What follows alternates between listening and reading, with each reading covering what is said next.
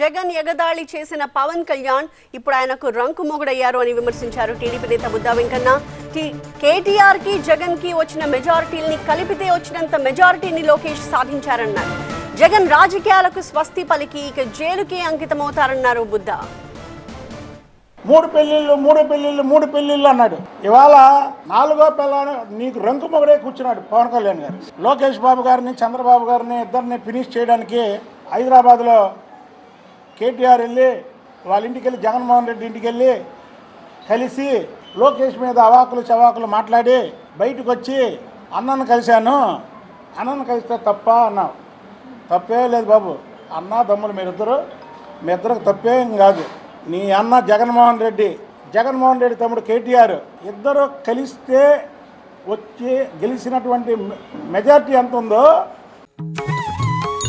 ముచ్చింతల్లోని statue of equality ఆధ్యాత్మిక కేంద్రంలో Ilaiyaraaja live in concert. Samata Ilayaragam June 8 సాయంత్రం 6 గంటల నుంచి. Book your tickets on Book My show.